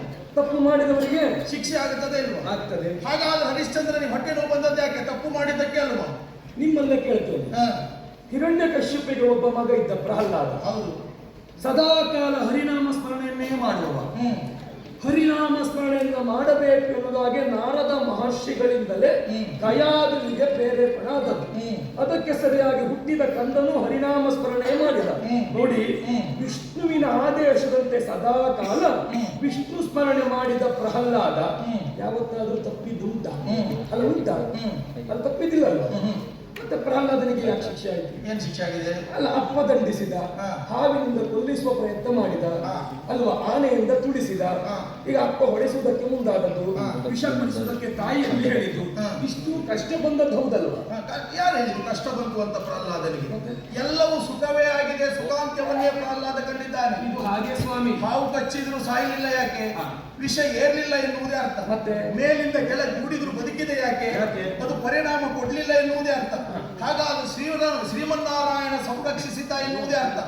ಅವನಿಗೆ ಶಿಕ್ಷೆ ಆಗ್ಲಿಲ್ಲ. ಹಾಗಾದ್ರೆ ಇದು ಸರಿ ಉಂಟು. ಏನು? ಹೊಟ್ಟೆ ನೋವು ಬಂದರೂ ಮನೆ ತನಕ ಇರ್ಲಿಲ್ಲ ಯಾಕೆ? ಅವಸತ್ಯ ಬಿಡ್ಲಿಲ್ಲ. ವಿಷಯ ಇಷ್ಟೇ ಸ್ವಾಮಿ, ಒಬ್ಬಾತ ಹಾ. ಒಬ್ಬ ಬ್ರಾಹ್ಮಣನಾದ ತಾನು ಬದುಕುವುದಕ್ಕಾಗಿ ಬಡತನದಲ್ಲಿ ತನ್ನ ಮಗನನ್ನೇ ಮಾರಾಟ ಮಾಡ್ತಾನಂತಾದ್ರೆ ಹರಿಶ್ಚಂದ್ರನ ಆಳ್ವಿಕೆ ಎಷ್ಟು ದುರ್ಬಲಗೊಂಡಿದೆ ಅಂತ ಸ್ವಲ್ಪ ಯೋಚನೆ ಮಾಡಿ ನೋಡಿ. ಇಲ್ಲ ಸ್ವಾಮಿ, ಸಾಕೇತದಲ್ಲಿ ಬರಗಾಲ ಬಂದದ್ದಲ್ಲ, ಒಬ್ಬನ ಮನೆಯಲ್ಲಿ ಬಡತನ ಬಂದದ್ದು. ಯಾವುದೋ ಒಂದು ಕಡೆಯಲ್ಲಿ ಬರಗಾಲ ಬಂತು ಎನ್ನುವ ಕಾರಣಕ್ಕಾಗಿ ಇಡೀ ದೇಶಕ್ಕೆ ಬರಗಾಲ ಅಂತ ಹೇಳಲಿಕ್ಕೆ ಆಗುದಿಲ್ಲ. ಇಡೀ ದೇಶಕ್ಕೆ ಮಳೆ ಬಂದು ಒಂದು ಕಡೆ ಮಳೆ ಬರಲಿಲ್ಲ ಎನ್ನುವ ಕಾರಣಕ್ಕಾಗಿ ಲೋಕದಲ್ಲಿ ಮಳೆಯೇ ಆಗಲಿಲ್ಲ ಅಂತ ಹೇಳಲಿಕ್ಕೆ ಆಗುದಿಲ್ಲ. ನೀವು ಯೋಚನೆ ಮಾಡಿ, ಹರಿಶ್ಚಂದ್ರನ ಆಡಳಿತದಲ್ಲಿ ಅವ ಒಬ್ಬ ಬರಗಾಲದಲ್ಲಿ ಇದ್ದಾನೆ ಅಂತಾದ್ರೆ ಈಗ 50 ಗೋವುಗಳನ್ನ ಪಡೆದುಕೊಂಡಂತ ಅಜಿಗರ್ತ ಆ 50 ಗೋವುಗಳನ್ನ ಸಾಕುವುದಕ್ಕೆ ಎಲ್ಲಿಂದ ತಂದಬೇಕಾದದ್ದು? ಅಲ್ಲ, ಸಾಕುವುದಕ್ಕಲ್ಲ, ಅವ ಬದುಕುವುದಕ್ಕಾಗಿ ಗೋವುಗಳನ್ನು ಪಡ್ಕೊಂಡು ಹೋದದ್ದಲ್ಲ. ಅಲ್ಲ, ಬದುಕುವುದಕ್ಕೆ 50 ಗೋವುಗಳನ್ನ ಪಡೆದರು. ಆ 50 ಗೋವುಗಳನ್ನ ಪಾಲನೆ ಮಾಡುವಷ್ಟು ಅವನು ಇರಬೇಕಲ್ಲ. ಅಲ್ಲ, ಅದರಿಂದ ಬಂತು ಅಂತ. ಅದು ಬಡತನ ಬಂದು ಮಾರಿದ್ದಲ್ಲ. ಅವನಿಗೆ ಮೊದಲ ಮಗನ ಮೇಲೆ ಪ್ರೀತಿ, ಕೊನೆಯ ಮಗನ ಮೇಲೆ ಆಸೆ, ಹಾಗಾಗಿ ಮಧ್ಯದ ಮಗನನ್ನ ಬಿಟ್ಟು ಕೊಟ್ಟದ್ದು. ಅಷ್ಟೇ ಆದದ್ದು ಬಿಟ್ಟರೆ ಬೇರೆ ಯಾವುದು ಅಲ್ಲ. ಹಾಗಾದ್ರೆ ಅಜಿಗರ್ತನಂತೆ ಸಮ್ಮತ ಹೌದು, ಸರಿ ಹೌದು ಅಂತ ಆದ್ರೆ ಆಮೇಲೆ ಬದುಕಿರುವಂತಹ ಶುನಶೇಪ ಯಾಕೆ ಅಪ್ಪನ ಬಳಿಗೆ ಹೋಗ್ಲಿಲ್ಲ? ಹೌದು. ಯಾಕೆ ಬಂದು ನನ್ನ ತೊಡೆಯನ್ನು ಏರಿದ? ನನ್ನನ್ನೇ ಅಪ್ಪ ಅಂತ ಯಾಕೆ ಕರೆದ? ಶುನಶೇಪನಾದಂತಹ ಆತ ದೇವರಾತನಾಗಿ ಮುಂದೆ ಯಾಕೆ ಈ ಪ್ರಪಂಚದಲ್ಲಿ ಕಂಗೊಳಿಸಿದ? ಹಾಗಾದ್ರೆ ಅಪ್ಪನದ್ದು ತಪ್ಪುಂಟು ಎನ್ನುವ ಕಾರಣದಿಂದಲಾಗಿ ಅಲ್ವ ಅಪ್ಪನನ್ನ ತಿರಸ್ಕರಿಸಿದ. ಹೌದಪ್ಪ, ಅದೇ ಹೇಳಿದ್ದು ನಾನು. ಅಪ್ಪನಿಗೆ ಬಡತನ ಬಂದು ಮಾರಾಟ ಮಾಡಿದ್ದವರು ಅಂತಾದ್ರೆ ಅಪ್ಪನದ್ದು ತಪ್ಪು ಅಂತ ಆಕ್ಷೇಪ ಮಾಡ್ಲಿಕ್ಕಿಲ್ಲ. ನೀವು ಯೋಚನೆ ಮಾಡಿ, ಅಪ್ಪನಿಗೆ ಬಡತನ ಬಂದು ಹೊಟ್ಟೆಗೆ ಹಿಟ್ಟಿಲ್ಲದೆ ತಾನು ಮಾರಾಟ ಮಾಡಿದ್ದವುದಾದರೆ ಉದರ ಪೋಷಣೆಗಾಗಿ ನಾವು ಅಂಥದೊಂದು ಕಾರ್ಯ ಮಾಡಿದರೆ ಲೋಕ ಒಪ್ಪಬೇಕದಲ್ಲ. ಹರಿಶ್ಚಂದ್ರನ ಸಂಕಲ್ಪವೇ ಸರಿ ಇಲ್ಲ ಅಂತ ನಾನು ಹೇಳಿದೆ. ಯಾಕೆ ಸರಿ ಇಲ್ಲ ಕೇಳು? ಸಂತಾನ ಇಲ್ಲದೆ ಹೋದಂತಹ ವರುಣ ದೇವರಿಗೆ ಅಲ್ಲ ಹರಕೆ ಹೊತ್ಕೊಳ್ಬೇಕಾದ್ರು ಮೊದಲು ಬ್ರಹ್ಮದೇವನನ್ನು ಪ್ರಾರ್ಥನೆ ಮಾಡಿಕೊಳ್ಬೇಕಾಗಿತ್ತು. ಯಾಕೆ? ಸೃಷ್ಟಿಕರ್ತನಾಥ. ಆಮೇಲೆ ತನ್ನ ಮನೆಯ ದೇವರು, ಅವನ ಮನೆಯ ದೇವರು ಯಾವುದು? ರಂಗನಾಥ. ರಂಗನಾಥನಿಗೆ ಅವ ಹರಕೆ ಹೇಳ್ಕೊಳ್ಬೇಕಾಗಿತ್ತು. ಪೇಡ ಅಶ್ವಮೇಧ ಎನ್ನುವಂತಹ ಕೃತ್ಯವನ್ನು ಮಾಡಬೇಕಾಗಿತ್ತು. ಯಾರು ಮನೆಯ ದೇವರಿಗೆ ಹರಕೆ ಹೇಳ್ಕೊಳ್ಳುವುದಿಲ್ವೋ, ಮನೆಯ ದೇವರನ್ನ ಮರಿತಾರೋ ಆವಾಗಲೇ ಅವ ಸತ್ಯ ಬಿಟ್ಟ, ಧರ್ಮವನ್ನ ತ್ಯಜಿಸಿದ ಎನ್ನುವುದೇ ಅರ್ಥ ಆಗುತ್ತದೆ. ಸ್ವಾಮಿ, ಕುಲಪುರೋಹಿತನಾಗಿ ಕುಲಗುರುವಾಗಿ ನಾನೇ ಹೇಳಿದ್ದು ವರುಣನನ್ನ ಪ್ರಾರ್ಥನೆ ಮಾಡು ಎನ್ನುವಾಗಿ. ಕಾರಣ, ಸಂತಾನಕ್ಕೆ ನೀವು ಕೇಳಿಬೇಕಾದ್ರೆ ಯಾರಲ್ಲಾರು ತನ್ನ ಅಭಿಷ್ಟವನ್ನ ಈಡೇರಿಸುವ ಅಧಿದೇವ ಯಾರು ಕೇಳಿದ್ರೆ ಅವ ವರುಣನೇ ಆಗಿದ್ದಾನೆ. ಹಾಗಾಗಿ ವರುಣನನ್ನ ಪ್ರಾರ್ಥನೆ ಮಾಡಿ ಎನ್ನುವ ಹಾಗೆ ನಾನೇ ಹೇಳಿದ್ದು. ಇನ್ನೊಂದು ಕೇಳ್ತೇನೆ, ಈಗ ಸಂತಾನಕ್ಕೆ ಬೇಕು ಎನ್ನುವ ಕಾರಣಕ್ಕಾಗಿ ಹರಕೆ ಹೊತ್ತದ್ದು. ಈಗ ಹುಟ್ಟಿದ ಮಗುವನ್ನು ಬಲಿ ಕೊಡುವುದು ಅಂತಾದ್ರೆ ಮಗು ಯಾಕೆ? ಅವ ಒಂದೇ ಮಗು ಹುಟ್ಟದಂತ ಹರಕೆ ಹೇಳ್ಕೊಂಡದ್ದಲ್ಲ. ನನಗೆ ಬಹಳ ಮಕ್ಕಳು ಆಗಬಹುದು, ಆದ ಮಕ್ಕಳಲ್ಲಿ ಒಂದು ಮಗನನ್ನು ಕೊಡ್ತೇನೆ ಎನ್ನುವ ಹಾಗೆ ಹರಕೆ ಹೇಳ್ಕೊಂಡದ್ದು. ಈಗ ನಿಮ್ಮ ಮಾತಿಗೆ ಸರಿ ಬಂದ್ರಿ ನೋಡಿ. ಎಂತದ್ದು? ಇನ್ನೊಂದು ಮಗು ಆಗಿದ್ದರೆ ಈ ಮಗುವನ್ನ ಬಲಿ ಕೊಡ್ತಾ ಇದ್ದಾರೆ. ಹಾಗಾದ್ರೆ ಒಂದೇ ಮಗು ಆಯ್ತು ಎನ್ನುವ ಕಾರಣಕ್ಕಾಗಿ ಆ ವರುಣ ನಿನಗೆ ಈ ವರ್ಷ ಬಲಿ ಕೊಡ್ಲಿಕ್ಕೆ ಆಗುವುದಿಲ್ಲ, ನನಗೆ ಒಬ್ಬನೇ ಮಗ ಇದ್ದದ್ದು ಅಂತ ಹೇಳಿಕ್ಕೆ ಆಗ್ತದ? ಕೊಡ್ಲಿಕ್ಕೆ ಆಗುವುದಿಲ್ಲ ಅಂತ ತಪ್ಪಾಗ್ತದೆ. ಕಲ್ಲು ಬರುವಲ್ಲಿವರೆಗೆ ಕಾಗದ್ಯಾಕೆ? ಇನ್ನೊಂದು ಮಗು ಆಗುತ್ತದೆ ಎನ್ನುವ ಹಾಗೆ. ಹರಿಕೆ ಹೊತ್ಕೊಂಡದ್ದು ಹರಿಶ್ಚಂದ್ರ ಹೌದಾ? ಹೌದು. ಹರಿಕೆ ಹೊತ್ತುಕೊಂಡ ಮೇಲೆ ತನ್ನ ಹರಿಕೆಯನ್ನ ಕಾಪಾಡಿಕೊಳ್ಳಬೇಕಾದ ಹೊಣೆಗಾರಿಕೆಯು ಹರಿಶ್ಚಂದ್ರನಿಗೆ ಇದ್ದದ್ದು. ಇವ ಎಲ್ಲಿಯೋ ಕಾಣೆಯಾಗಿ ಹೋದ್ರೆ ಅದಕ್ಕೆ ವರುಣ ಅಲ್ಲ ಹೊಣೆ, ಹರಿಶ್ಚಂದ್ರನೇ ಹೊಣೆ ಆಗ್ತಾನೆ. ಹರಿಶ್ಚಂದ್ರನ ಹೊಣೆಗಾರಿಕೆ ಹೌದು ಅಂತಾದ್ರೆ ಬಂದ ರೋಗ ಪ್ರಮಾದದ್ದು ಹೇಗೆ ಸ್ವಾಮಿ? ನನ್ನಿಂದಲಲ್ವ? ಅಲ್ಲ, ನಿಮ್ಮಿಂದ ಹೇಗಾಗ್ತದೆ? ಈಗ ನೀವು ಯೋಚನೆ ಮಾಡಿ, ಒಬ್ಬ ಹರಕೆ ಹೇಳಿಕೊಳ್ಳುವುದು, ಮತ್ತೊಬ್ಬ ತೀರಿಸುವುದು. ಈ ಯಾರು ಹರಕೆ ತೀರಿದಾಗ ಸಂಕಲ್ಪ ಯಾರದು?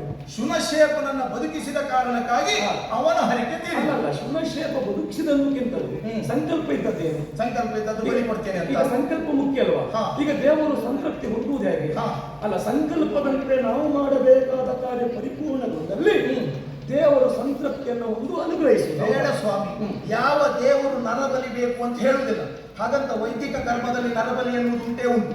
ಒಮ್ಮೆ ವರುಣದೇವ ಪ್ರತ್ಯಕ್ಷನಾದವಾಗಲೇ ಹರಿಶ್ಚಂದ್ರನಿಗೆ ಹೇಳಬಹುದಾಗಿತ್ತಲ್ಲ, ಇದ್ದವ ಒಬ್ಬನೇ ಒಬ್ಬ ಮಗ, ಬಲಿ ಕೊಡ್ಲಿಕ್ಕೆ ಆಗುದಿಲ್ಲ, ನಮ್ಮನ್ನು ಉತ್ತರಿಸುವಂತ ಕೇಳ್ಕೊಂಡಿದ್ರೆ ಏನು ವರುಣ ಆಗುದಿಲ್ಲ ಅಂತ ಹೇಳ್ತಾ ಇದ್ದ? ಅಲ್ಲ, ಅದು ಹೇಳಲಿಕ್ಕೆ ಆಗುದಿಲ್ಲ. ಯಾಕೆ ಕೇಳಿದ್ರೆ ಯಾವ ದೇವತೆಗಳು ನರಬಲಿಯನ್ನ ಕೇಳುವುದಿಲ್ಲ ಅಂತ ಹೇಳುವ ನೀವೇ ನರಬಲಿಗೆ ಕೊಡುವುದಕ್ಕೆ ಯಾಕೆ ಸಿದ್ಧಾದಂತೆ? ಯಾವುದು? ಅಲ್ಲ, ನರಬಲಿ ಕೊಡುವುದಕ್ಕೆ ನೀವು ಯಾಕೆ ಸಿದ್ಧ? ಕೊಡ್ಲಿಕ್ಕೆ ಸಿದ್ಧ ಆಗಿರಲಿಲ್ಲ. ನಾನು ಶುನಶೇಪನ ಹತ್ರ ಹೇಳಿದ್ದೇನೆ, ವರುಣ ಮಂತ್ರವನ್ನು ನೀನು ಜಪಿಸುವ ಎನ್ನುವ ಹಾಗೆ. ಅಲ್ಲಪ್ಪ, ಅದನ್ನು ಹೇಳುವವರು ನೀವು ಬಲಿ ಕಂಬಕ್ಕೆ ಕಟ್ಟುವಲ್ಲಿಯವರೆಗೆ ಯಾಕೆ ಕಾದು ಕುಳಿತದಂತ? ಈಗ ನಿಮ್ಮ ಸಮೀಪ ಬಂದ ತಕ್ಷಣವೇ ಅವ ಬಂದು ನಿಮ್ಮಲ್ಲಿ ಬೇಡಿಕೊಂಡದಲ್ವಾ? ನಿಮಗೆ ಅವ ಹಳ್ಳಿ ಆಗಬೇಕಲ್ವಾ? ಹೌದಾ? ಮಾವನಾಗಿ ನೀವು ಸತ್ಯವತಿಯ ಮಗ ಹೌದಲ್ವಾ? ಈಗ ನಿಮ್ಮಲ್ಲಿ ಬಂದು ಕೇಳಿಕೊಂಡಾಗ ನೀವು ಅಲ್ಲಿ ಹೇಳಬೇಕಾಗಿತ್ತು, ನೀನು ಬಲಿಗಂಬಕ್ಕೆ ಹೋಗಬೇಕಾದ ಅಗತ್ಯವೇ ಇಲ್ಲ, ಯಾವ ದೇವತೆಗಳು ನರಬಲಿಯನ್ನು ಸ್ವೀಕರಿಸುವುದಿಲ್ಲ, ಇಲ್ಲಿಯೇ ಉಚ್ಚಾರ ಮಾಡುವಂತ ವರುಣ ಮಂತ್ರವನ್ನು ಪಾಲನೆ ಮಾಡಬೇಕಾಗಿತ್ತು. ನಾನು ಬಂದದ್ದು ಯಾವಾಗ? ನಿಮ್ಮ ಕಾರ್ಯಕ್ರಮ ಪ್ರಾರಂಭ ಆದ್ಮೇಲೆ ಕಡಿಯುವ ವ್ಯವಸ್ಥೆ ಎಲ್ಲ ಮಾಡಿದವರು ನೀವು. ಬದುಕಿಸುವುದಕ್ಕೆ ಮಾತ್ರ ಈ ವಿಶ್ವಾಮಿತ್ರ ಬಂದದ್ದಲ್ಲ. ಅದು ಸರಿ, ನೀವು ಬಂದದ್ದಾವಾಗ ಅದು ಅವ ಬಲಿಗಂಬಕ್ಕೆ ಬರುವ ಮೊದಲ ನಿಮ್ಮನ್ನ ಸಂಧಿಸಿ ಬಂದಿದ್ದಲ್ವ? ನಿಮ್ಮನ್ನ ಸಂಧಿಸಿ ಈಚೆ ಬಂದದಲ್ವಾ? ಆಗಲಾದ್ರೂ ನೀವು ಹೇಳಬೇಕಾಗಿತ್ತು, ಅದನ್ನು ನೀವು ಹೇಳಲಿಲ್ಲ. ನೀವು ಹಾಗಾದ್ರೆ ಹೇಳಲಿಲ್ಲವೋ? ಇಲ್ಲಿಯೂ ಹಾಗೆ ವರುಣ ಬರುವಾಗ ಹರಿಶ್ಚಂದ್ರ ಯೋಚನೆಯನ್ನು ಮಾಡಿದವನಲ್ಲ, ಹಾಗಾಗಿ ಅಲ್ಲಿ ಕೇಳುವಂತ ಪ್ರಮೇಯ ಬರಲಿಲ್ಲ. ಸ್ವಾಮಿ, ನಾನು ನಿಮ್ಮನ್ನು ಆಕ್ಷೇಪ ಮಾಡುವುದಿಲ್ಲ. ಎದ್ದು ನಿಂತು ಉತ್ತರಿಸುವಾಗ ನೀವು ಇಷ್ಟಾದ್ರೂ ಹೇಳಬೇಕಾಗಿತ್ತು. ಅಲ್ಲ, ನಿಮ್ಮ ಲೆಕ್ಕದಲ್ಲಿ ಹರಿಶ್ಚಂದ್ರ ಸುಳ್ಳು ಹೇಳಿಲ್ಲ, ಇಲ್ಲ ನಮ್ಮ ಲೆಕ್ಕದಲ್ಲಿ ಹರಿಶ್ಚಂದ್ರ ಸುಳ್ಳು ಹೇಳಿದ್ದಾನೆ. ಹರಿಶ್ಚಂದ್ರ ಒಮ್ಮೆ ಸುಳ್ಳು ಹೇಳಿದ್ದಾನೆ, ಮತ್ಯಾವಾಗಲೂ ಸುಳ್ಳು ಹೇಳಲಿಲ್ಲ ಎನ್ನುವ ಒಂದು ವಿಷಯ ನೀವು ಹೇಳಿದ್ರೆ ನಾನು ಕಣ್ಣಿಂದ ಕುಡಿತಲಿಂದ ಹೇಳುವುದಿಲ್ವಾಗಿತ್ತು. ಕಷ್ಟ ಮಾಡಲಿಕ್ಕೆ ನಿಮಗೆ. ಹರಿಶ್ಚಂದ್ರ ಒಮ್ಮೆ ಸುಳ್ಳು ಹೇಳಿದ್ದಾನೆ, ಈಗ ಸುಳ್ಳು ಹೇಳುವುದಿಲ್ಲ ಅಂತ ಹೇಳಿದ್ರೆ ನಾನು ಸುಳ್ಳು ಹೇಳಿದಾಗ ಅಂದ್ರೆ ಸುಳ್ಳನ್ನೇ ಸುಳ್ಳು ಅಂತ ಹೇಳುವುದು, ಸತ್ಯವನ್ನಲ್ಲ. ಈಗ ನಿಮ್ಮನ್ನ ಕೇಳ್ತೇನೆ, ನಾನು ಸುಳ್ಳು ಹೇಳುತ್ತೇನೆ ಅಂತ ಹೇಳ್ತೀರಾ, ಇಲ್ಲ ನಾನು ಆಡುವ ಮಾತು ಸತ್ಯ ಅಂತ ಒಪ್ಪಿಕೊಳ್ಳಿ? ಸುಳ್ಳು ಅಂತ ಆಗುವುದಿಲ್ಲ ಸ್ವಾಮಿ. ಹರಿಶ್ಚಂದ್ರನ ಒಂದು ಪ್ರಕರಣದಲ್ಲಿ ನಾನು ಹೇಳಿದ್ದೆ, ಅವ ಅಧರ್ಮದಿಂದಲೇ ವ್ಯವಹರಿಸಿದ್ದಾನೆ ಅಲ್ಲ. ಈಗ ನಾನಾಡಿದ ಮಾತು ಸುಳ್ಳು ಅಂತ ನೀವು ಹೇಳುವುದಾದರೆ, ಈಗ ವಸಿಷ್ಠರು ಒಬ್ಬರು ಸುಳ್ಳು ಹೇಳುವವರಂತ ಆದರೆ ನೀವು ಬ್ರಹ್ಮ ಋಷಿ ಆಗುವುದಕ್ಕೂಟ. ಯಾಕಂದ್ರೆ ಬ್ರಹ್ಮ ಋಷಿ ಅಂತ ಹೇಳಿದ್ದೇನೆ. ಆ ಮೂರು ಮೂರ್ತಿಗಳೇ ಬಂದು ನಿಮಗೆ ಬ್ರಹ್ಮ ಋಷಿ ಅಂತ ಪೀಠ ಕೊಟ್ಟರು, ಆಗುವುದಿಲ್ಲ. ವಸಿಷ್ಠರೇ ಹೇಳಬೇಕು ಅಂತ ಹೇಳಿದ್ರು, ವಸಿಷ್ಠರೇ ಬಂದು ಹೇಳಬೇಕು ಅಂತ ಹೇಳಿದವರು ನೀವು. ಹೌದೌದು. ನನ್ನ ಪ್ರಮಾಣ ಪತ್ರವನ್ನು ಒಪ್ಪಿದವರು ನೀವು. ಹರಿಶ್ಚಂದ್ರನ ವಿಷಯದಲ್ಲಿ ನನ್ನ ಪ್ರಮಾಣ ಪತ್ರ ನಿಮಗಾಗುವುದಿಲ್ವಾ? ಬ್ರಹ್ಮರ್ಷಿ ಆಗುವುದಕ್ಕೆ ಮಾತ್ರ ನಿಮ್ಮ ಮುದ್ರೆ ಬೇಕಾಗಿತ್ತು, ಉಳಿದದಕ್ಕೆಲ್ಲ ನಿಮ್ಮ ಮುದ್ರೆ ಅವಶ್ಯಕತೆ ಇಲ್ಲ. ಯಾಕೆಂದ್ರೆ ನಾನು ಬ್ರಹ್ಮರ್ಷಿ ಆದದ್ದೇ ನಿಮ್ಮ ಮೇಲಿರುವ ಹಠದಿಂದಲಾಗಿ. ನೀವು ಹಾಗಾದ್ರೆ ಒಬ್ಬರಿಗೆ ಹೇಳಿದ ಮೇಲೆ ಹೇಳಿ ಮರೆಯುವುದು? ಖಂಡಿತ ಮರೆಯುವುದಿಲ್ಲ. ನಮ್ಮ ಜೀವನದಲ್ಲಿ ಎಲ್ಲಿಯ ತನಕ ಹೋರಾಟ ನಡೆಸಲಿಕ್ಕೆ ಆಗ್ತದೋ ಅಲ್ಲಿಯವರೆಗೆ ನಿನ್ನ ಮೇಲೊಂದು ಕಣ್ಣು ನಮ್ಮದು ಯಾವಾಗಲೂ ಇದ್ದೇ ಇರ್ತದೆ. ಕೆಲವರೆಲ್ಲ ಹಾಳಾಗುವುದು ಹಾಗೆ. ನಾವು ಮೇಲೆ ಹೋಗುವಾಗ ಮತ್ತೊಬ್ಬರ ಮೇಲೆ ಕಣ್ಣಿಟ್ಟು ಹೋಗಿಯೇ ಹಾಳಾಗುವುದು. ನಾವು ಮತ್ತೊಬ್ಬರ ಮೇಲೆ ಕಣ್ಣಿಡಬೇಕು ಹೇಗೆ? ಅವರು ಬೆಳೀತಾ ಇದ್ದಾರೆ, ಅವರಿಗಿಂತಲೇ ಸಾಧ್ಯವಾದರೆ ನಾವು ಎತ್ತರ ಬೆಳಿಬೇಕೆನ್ನುವ ಹಾಗೆ ಕಣ್ಣಿಡಬೇಕು. ಬಿಟ್ಟರೆ ಅವರ ತಪ್ಪು ಎಲ್ಲಿ ಸಿಗ್ತದೆ, ಅವರನ್ನೆಲ್ಲಿ ತುಳಿಯುವುದು ಅಂತ ನಾವು ಪ್ರಯತ್ನ ಮಾಡುತ್ತಾ ಮೇಲೆ ಹೋದರೆ ಅವರನ್ನ ನಾವು ಕಾಣುವುದರೊಳಗಡೆ ಮುಂಭಾಗದಲ್ಲಿದ್ದ ನಮಗೆ ಹೊಂಡ ಗೊತ್ತಾಗದ ಹೊಂಡಕ್ಕೆ ನಾವೇ ಬೀಳುವುದು ಬಿಟ್ಟರೆ ಅವರು ಬೀಳುವುದಿಲ್ಲ. ಅದು ನಿಮಗೆ ನೆನಪಿರು. ನಿಮಗೊಂದು ಕೆಟ್ಟ ಅಭ್ಯಾಸ ಉಂಟು. ನಿಮಗೆ ಒಳ್ಳೆದಿದ್ದದ್ದು ಯಾವ? ಅಲ್ಲ, ನಿಮಗೆ ಕೆಟ್ಟದ್ದು ಯಾವುದು ಗೊತ್ತಾ? ನೀವು ಹೇಳಿದ್ದೇ ಸರಿಯಾಗಬೇಕು, ಬಾಕಿದ್ದವರು ಹೇಳಿದಷ್ಟು ತಪ್ಪಾಗಬೇಕು. ನಿಮ್ಮದು ಒಂದು ಕೆಟ್ಟ ಅಭ್ಯಾಸ ಹೇಳಬೇಕ ನಾನು? ಏನು? ವಸಿಷ್ಠರು ಹೇಳಿದ್ದೆ ಅಲ್ಲ ಅಂತ ಹೇಳಿದೆ, ಅದು ನಿಮ್ಮದೊಂದು ಕೆಟ್ಟ ಅಭ್ಯಾಸ. ಆಯ್ತು, ಈಗ ನಿಮ್ಮ ದಾರಿಗೆ ನಾನು ಬರ್ತೇನೆ. ನೀವು ಹೇಳಿದ ಹಾಗೆ ಸತ್ಯ ಹರಿಶ್ಚಂದ್ರ ಒಬ್ಬ ಸತ್ಯವಂತ ಅಂತ ಹೇಳಿದ್ರಲ್ಲ, ಒಪ್ಪಿಕೊಳ್ತೇನೆ. ಏನು ದಿವಸಗಳು ಕಳೆದದ್ದು ಕಡಿಮೆ ಹರಿಶ್ಚಂದ್ರನಿಗೆ, ಉಳಿದ ದಿವಸಗಳು ಹೆಚ್ಚು. ಬದುಕು ಅಂತ ಹೇಳಿದಷ್ಟು ಸುಲಭ ಅಲ್ಲ. ಹರಿಯುವ ನೀರಿಗೂ ಜೀವನ ಅಂತ ಹೆಸರು, ಒಬ್ಬ ವ್ಯಕ್ತಿಯ ಬದುಕಿಗೂ ಜೀವನ ಅಂತ ಹೆಸರು. ಯೋಚನೆ ಮಾಡಿ ನೋಡಿ, ಮುಂದೆ ಸುದೀರ್ಘವಾದಂತಹ ಹರಿಶ್ಚಂದ್ರನ ಜೀವನದಲ್ಲಿ ಎಲ್ಲಿಯಾದ್ರೂ ಹರಿಶ್ಚಂದ್ರ ಸತ್ಯವನ್ನ ತಪ್ಪಿದ್ರೆ ಏನು ಅಂತ ಸತ್ಯವನ್ನ ನನ್ನ ಪ್ರಿಯ ಶಿಷ್ಯನಾದ ಸತ್ಯಧರ್ಮವನ್ನ ಕಾಪಾಡುವ ಚಕ್ರವರ್ತಿ ಹರಿಶ್ಚಂದ್ರ ಪ್ರಮಾದಕ್ಕಾದರೂ ಆಡಿದ ಮಾತು ಪ್ರಮಾಣ ಎನ್ನುವಾಗೆ ಸ್ವೀಕಾರ ಮಾಡುವವನು. ಯಾವತ್ತು ಲೋಭಕ್ಕೆ ಒಳಗಾಗುವವನಲ್ಲ, ಮೋಹ ಪರವಶನಾಗುವವನಲ್ಲ, ಅಧರ್ಮಿಯಾಗಿ ನಡೆಯುವವನಲ್ಲ, ಸತ್ಯವನ್ನ ಯಾವತ್ತು ಕಡೆಗಣಿಸುವವನಲ್ಲ. ಎಲ್ಲಿಯಾದರೂ ಇದಿಷ್ಟರ ಮೇಲೆ ಪ್ರಮಾಣವಾಗಿ ಆಡಿದ ಈ ವಸಿಷ್ಠನ ಪರಮ ಶಿಷ್ಯ ಹರಿಶ್ಚಂದ್ರ ಸತೆಯನ್ನು ಆಡಿದ್ದೇ ಹೌದಾದರೆ ಮಾಡುವ ಪ್ರತಿಜ್ಞೆ ಕೇಳಿ. ಏನದು? ದೇವಲೋಕಕ್ಕೆ ಬರುವುದಿಲ್ಲ, ಬಡಗಿನಲ್ಲಿ ಇರುವುದಿಲ್ಲ. ದೇವಲೋಕಕ್ಕೆ ಬರುವುದಿಲ್ಲ, ಬಡಗಿನಲ್ಲಿ ಇರುವುದಿಲ್ಲ. ಈಗ ದೇವಲೋಕಕ್ಕೆ ಬರುವುದಿಲ್ಲ ಅಂತ ತೀರ್ಮಾನ ಆದ್ಮೇಲೆ ಬಡಗಿನಲ್ಲಿ ಇರುವುದಿಲ್ಲ ಅಂತ ಮಾಡಿದ್ರು. ಹೌದು, ಈ ದೇವಲೋಕಕ್ಕೆ ನಾವು ಬರುವುದಿಲ್ಲ ಅಂತ ಅದರಲ್ಲಿ ಇರುವುದಕ್ಕೊಂದು ಸ್ಥಳವೇ. ಬಡಗಿನಲ್ಲಿಯೂ ಇಲ್ಲ, ಅಲ್ಲಿಯೂ ಇರುವುದಿಲ್ಲ, ದೇವಲೋಕಕ್ಕೂ ಬರ್ಲಿಕ್ಕಿಲ್ಲ. ಇಲ್ಲ.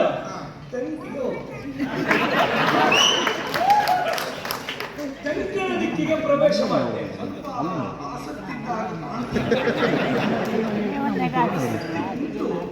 ಈಗ ಹೋಗುವುದಕ್ಕೆ ಅವಕಾಶ ಮಾಡುವುದಾದರೆ ಎಲ್ಲಿಯಾದ್ರೂ ಅಪ್ಪಿತಪ್ಪಿ ನೀವು ಮಾಡಿದ್ರೆ ನನಗೊಂದು ಸಣ್ಣ ಅನುಮಾನ ಉಂಟು. ಇವತ್ತು ನೀವು ಹೀಗೆ ಮಾತನಾಡುವುದನ್ನು ನೋಡಿದ್ರೆ ಹುಷಾರ ಈ ವರ್ಷ ಇದ್ದಲ್ಲೇ ನೀವು ಇರುವ ಯೋಚನೆ ಇಲ್ಲ ಅಂತ ಕಾಣ್ತದೆ. ಒಂದು ಯೋಚನೆ ಸತ್ಯ, ಇನ್ನು ಸಿಹಿ ಸುದ್ದಿ ನಾಳೆ ಬಂದ್ರೆ ಬರಬೇಕು. ಒಂದು ಸತ್ಯ, ನೀವು ಹೋದಲ್ಲಂತೂ ನಾನು ಬರುವುದಿಲ್ಲ. ವಸಿಷ್ಠನ ದಾರಿ ಆಗಿ ವಿಶ್ವಾಮಿತ್ರನ ದಾರಿ ಮತ್ತೊಂದು ಅಲ್ಲ, ನಾನು ಬಂದಲ್ಲಿಗೆ ನೀವು ಬಂದರೆ ಪ್ರತಿ ವರ್ಷ ಟೆಂಕಣ ಬಡೋದು ಬೇರೆ ಬೇರೆ ಆಗ್ತದೆ. ನೀವು ತೆಂಕಣಕ್ಕೆ ಹೋದ್ರೆ ನಾವು ಆ ಕಡೆ ಬರುವವರಲ್ಲ. ಅದು ಗೊತ್ತುಂಟು. ಟೆಂಕಣಕ್ಕೆ ಹೋಗುವಾಗ ಹೀಗೆ ಹೋಗುವುದಿಲ್ಲ. ನನ್ನ ಕಪಾಲದಲ್ಲಿ ಸುರೆಯನ್ನು ತುಂಬಿಸಿ ಸುರೆಯನ್ನ ಶಿರದ ಮೇಲಿರಿಸಿ ಟೆಂಕಣ ದಿಕ್ಕಿಗೆ ಸಾಕ್ತೇನೆ.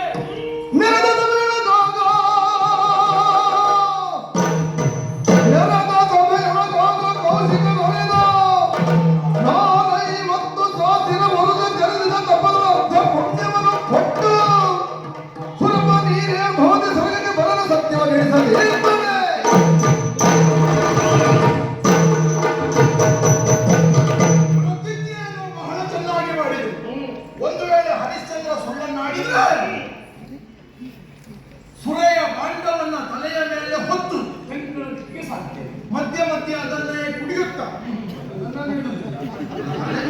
ಕುಡಿಯುವುದೇ ಮತ್ತಿದ್ದಲ್ಲ. ಆಮೇಲೆ ತೆಂಕಣಾಗುವ ಮುಖವಾಗಿ ಸಾಕ್ತೇನೆ ಎನ್ನುವ ಹಾಗೆ. ಸ್ವಾಮಿ, ನೀವೇನು ಪ್ರತಿಜ್ಞೆ ಮಾಡಿಲ್ಲ. ಒಂದು ವೇಳೆ ಅವ ಸತ್ಯ ತಪ್ಪಿದ್ರೆ ನಿಮಗೆ ನಷ್ಟವೇ ಹೊರತು ಉಳಿದವರಿಗೆ ಯಾವ ಲಾಭ ಇಲ್ಲ. ನಮ್ಮದೆಲ್ಲ ಪ್ರತಿಜ್ಞೆ ಹೇಗೆ ಗೊತ್ತಾ? ನಾವು ಕಳೆದುಕೊಂಡರೂ ಉಳಿದವರಿಗೆ ಪ್ರಯೋಜನ ಆಗಬೇಕು. ಅಂಥದ್ದೇ ಆ ಪ್ರತಿಜ್ಞೆಯನ್ನ ನಾನು ಮಾಡ್ತೇನೆ ಕೇಳಿ. ನಿಮ್ಮ ಹಾಗೆ ಹೆಂಡದ ಬಾಂಡವನ್ನ ತಲೆಯ ಮೇಲೆ ಹೊರುವುದಲ್ಲ. ಭಕ್ತಿ, ಶ್ರಮೆ, ದಮೆ, ಯೋಗ, ಯಾಗ, ತಪೋಬಲ, ಜ್ಞಾನ, ಸತ್ಯ, ಜ್ಞಾನ ಇವುಗಳೆಲ್ಲದರಿಂದ ಆರಿಸಿಕೊಂಡಂತಹ ತಪಸ್ಸಿನ ಬಲ ಒಟ್ಟು 50,000 ವರುಷ. 50,000 ವರುಷದಲ್ಲಿ ಅಂದರೆ 25,000 ವರುಷದ ಪುಣ್ಯವನ್ನು ಎಲ್ಲಿಯಾದರೂ ಹರಿಶ್ಚಂದ್ರ ಸತ್ಯವನ್ನೇ ಬದುಕಿನುದ್ದಕ್ಕೆ ಆಡಿದರೆ ಅವರಿಗೆ ನಾನು ದಾರೆ ಎರೆದುಕೊಡುತ್ತೇನೆ. ಅರ್ಧವೇ ಕೊಡುವ ಅಲ್ಲಿ 25 ವರ್ಷ ಸಾವಿರದ್ದು ಪುಣ್ಯ ಸಾಕಾಗುವುದಿಲ್ಲ ಹರಿಶ್ಚಂದ್ರಗೆ. ಹಾಗಲ್ಲ, ಮುಕ್ತಿ ಕೊಡುವುದಕ್ಕೆ ನಿಮಗೂ ಮನಸ್ಸಿಲ್ಲ. ಅಲ್ಲ, ನಾನು ಅರ್ಧ ಆದ್ರೂ ಕೊಟ್ಟಿದ್ದೇನೆ. ನೀನು ಯಾರಿಗೆ ಎಷ್ಟು ಕೊಟ್ಟಿದ್ದೀನಿ ಅಂತ ಹೇಳಿದ್ರೆ ನಾನು ಎಷ್ಟು ಕೊಟ್ಟಿದ್ದೇನೆ ಎನ್ನುವುದು ಸೂರ್ಯವಂಶದ ಅರಸುಮನೆತನವನ್ನು ಕಂಡಾಗ ಅರ್ಥ ಆಗ್ತದೆ. ಅಲ್ಲಿ ನಾನು ಕೊಟ್ಟಿದ್ದೇನೆ. ವಸಿಷ್ಠರೇ ಅಷ್ಟೇ ಅಲ್ಲ, ಒಂದು ಕಲ್ಪದವರೆಗೆ ಅಂದರೆ 14 ಮನ್ವಂತರದ ತನಕ ಈ ಸ್ವರ್ಗ ಲೋಕಕ್ಕೆ ನಾವು ಬರುವುದಿಲ್ಲ, ಬರುವುದೂ ಇಲ್ಲ. ಬರುವುದಂತ ತೀರ್ಮಾನ ಮಾಡಿರ್ತೀರ. ಹೌದಲ್ಲ, ಒಂದು 14 ಮನ್ವಂತರ ಒಂದು ಕಲ್ಪದವರೆಗೆ ಸ್ವರ್ಗಕ್ಕೆ ನಾನು ಕಾಲಿಡುವುದಿಲ್ಲ. ಒಂದು ಕಲ್ಪನೆ ಇರುವುದಿಲ್ಲ. ಇದು ನಿಮ್ಮ ಪ್ರತಿಜ್ಞೆ. ಆದರೆ ನೀವು ಒಂದು ಕೆಲಸ ಮಾಡಬೇಕು. ಏನು ಮಾಡಬೇಕು? ತೆರಳುತ್ತವ ಶಿಷ್ಯನಿಗೆ ಸೂಚಿಸು, ತೆರಳು ತವ ಶಿಷ್ಯನಿಗೆ ಸೂಚಿಸು, ಹುಸಿಯ ನುಡಿಯದಂತೆ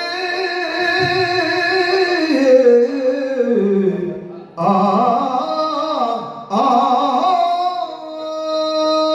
ನೀವೊಂದು ಕೆಲಸ ಮಾಡಬೇಕು. ಏನು ಮಾಡಿ? ನೇರ ಇದ್ದ ಸಾಕೇತಕ್ಕೆ ಹೋಗಬೇಕು. ಯಾಕೆ? ಹರಿಶ್ಚಂದ್ರನನ್ನ ಕಂಡು ಅಗತ್ಯವಾಗಿ ಒಂದು ವಿಷಯವನ್ನು ಮುಟ್ಟಿಸಬೇಕು. ದೇವಲೋಕದಲ್ಲಿ ನಡೆದಂತಹ ಘಟನೆಗಳನ್ನೆಲ್ಲ ತಿಳಿಸಬೇಕು. ಈಗ ವಿಶ್ವಾಮಿತ್ರ ಬ್ರಹ್ಮರ್ಷಿಗಳು ನಿನ್ನ ಸತ್ಯ ಪರೀಕ್ಷೆಗಾಗಿ ಬರ್ತಾ ಇದ್ದಾರೆ. ನನ್ನ ಮರ್ಯಾದೆ ಉಳಿಯುವುದಕ್ಕಾಗಿ. ಈಗ ವಿಶ್ವಾಮಿತ್ರ ಬ್ರಹ್ಮ ಋಷಿಗಳಂತ ಪ್ರತ್ಯೇಕ ಹೇಳಲೇಬೇಕು.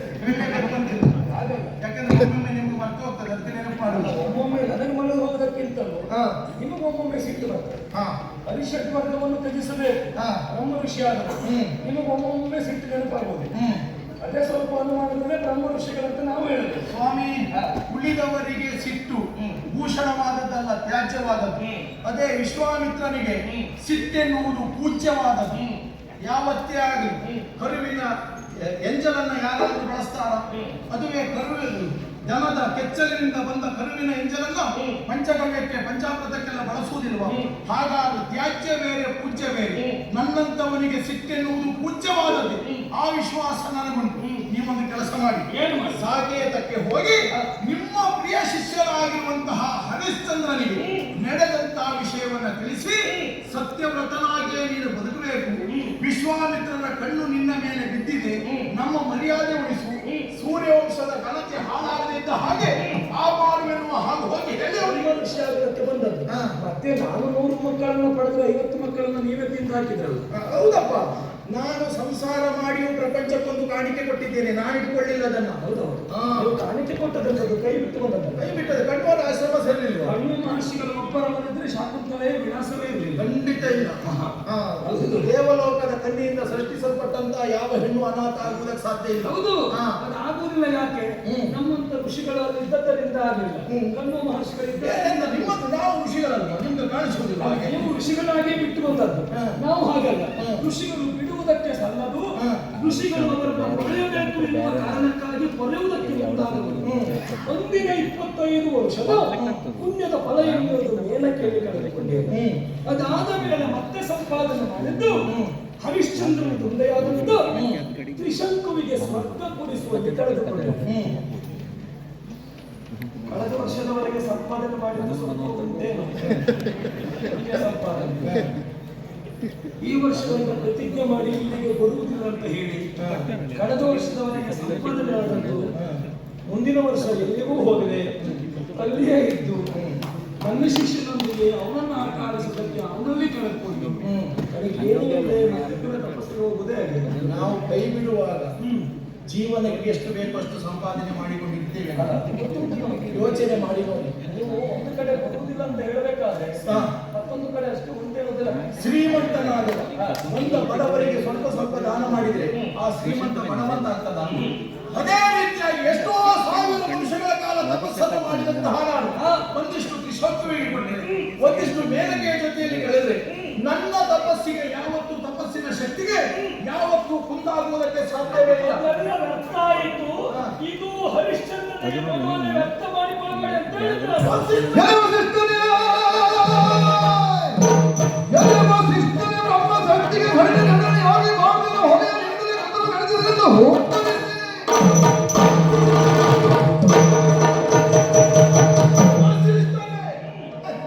ಈ ಲೋಕದಲ್ಲಿ ಯಾವುದು ಎಷ್ಟಿರಬೇಕು ಅಂತುಂಟು.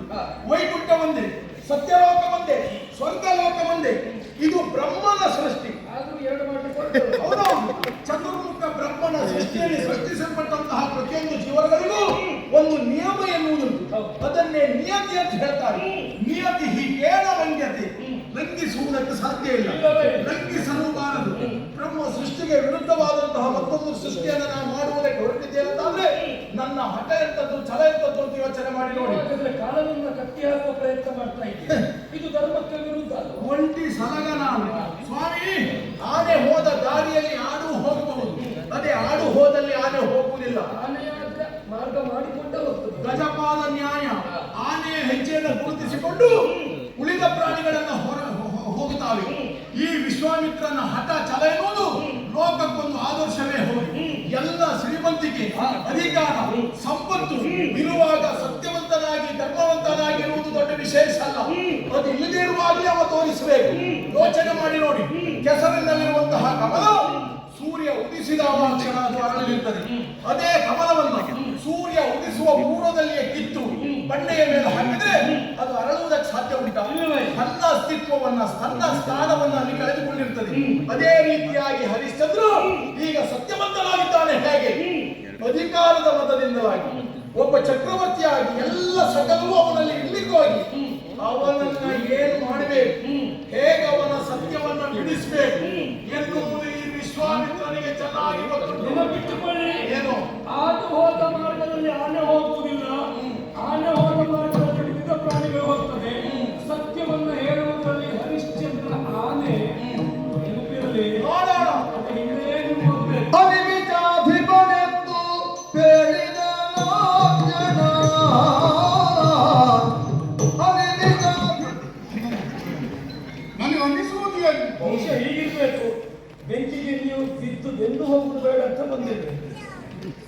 ನಮ್ಮ ಮೇಲೆ ಇರುವ ಗೌರವಕ್ಕಿಂತಲೂ ಅವರಿಗೆ ನಿಮ್ಮ ಮೇಲೆ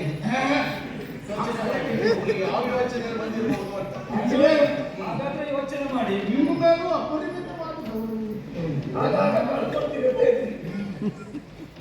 ಎರಡು ಮಗಗಳು ಕೋಪೋದ್ರಿಕ್ತರ ಹೊಡೆದಾಟಕ್ಕೆ ನಿಂತಾಗ ಮಧ್ಯದಲ್ಲಿ ಒಂದು ಗಿಡ ಇದ್ದು ಏನಾಗ್ತದೆ? ಕುಡಿಯ. ಕುಡಿಯ ಈಗ ಅದೇ ಅರ್ಥದ ಅಂತ ಅನುಮಾನ. ನಿಮ್ಮಿಬ್ಬರ ಶಪಥದ ಮಧ್ಯದಲ್ಲಿ, ಕ್ರೋಧದ ಮಧ್ಯದಲ್ಲಿ ಹರಿಶ್ಚಂದ್ರನ ಬದುಕೇ ಹಾಳಾಗ್ತದೋ ಅಂತ ನನಗೆ ಅನುಮಾನ ಪ್ರಾರಂಭ ಆಗಿದೆ. ಅಂತರಂಗದಲ್ಲಿ ದುಃಖ ಉಂಟಾಗ್ತಾ ಇದೆ. ಸ್ವರ್ಗದಲ್ಲಿತ್ತು ಕೈಕಾಲು ನಡುಗುತ್ತಾ ಇದೆ. ಹಾಗಾಗಿ ಈ ವಿಷಯವನ್ನು ಇಲ್ಲಬೇಕಿದೆ. ಈ ಕೈ ಮುಗಿದು ಪ್ರಾರ್ಥಿಸ್ತೀನಿ. ಬ್ರಹ್ಮರ್ಷಿಗಳ ಪ್ರತಿಜ್ಞೆ ಇದೆ. ಹಿಡಿಯುವುದಕ್ಕೆ ಬಿಡುವುದಕ್ಕೆ ಸಾಮಾನ್ಯರು ಮಾಡಿದ ಪ್ರತಿಜ್ಞೆ ಅಲ್ಲ. ಸತ್ಯದ ಪ್ರತಿಪಾದನೆಯೋ ಅಥವಾ ಹರಿಶ್ಚಂದ್ರ ನಿತ್ಯ ಆಡ್ತಾನೆಯೋ ಪ್ರಪಂಚ ಮುಖಕ್ಕೆ ಸಾಬೀತಾಗಲೇಬೇಕು. ಒಂದು ಹೆಂಡದ ಪಾತ್ರ ಸಿದ್ಧ ಮಾಡಿಕೊಳ್ಳಿ. ಬೇಕಾಗ್ತದೆ ನಿಮ್ಮ ಗುರುಗಳು ವಶಿಷ್ಠ ಪುಣ್ಯ ಕಳ್ಕೊಂಡು ತಪಸ್ಸಿಗೆ ಕುಳಿತುಕೊಳ್ತಾರೆ. ಮೇಲಕ್ಕೆ ಸಿಗ್ತಾ ಇದ್ದಾರೆ.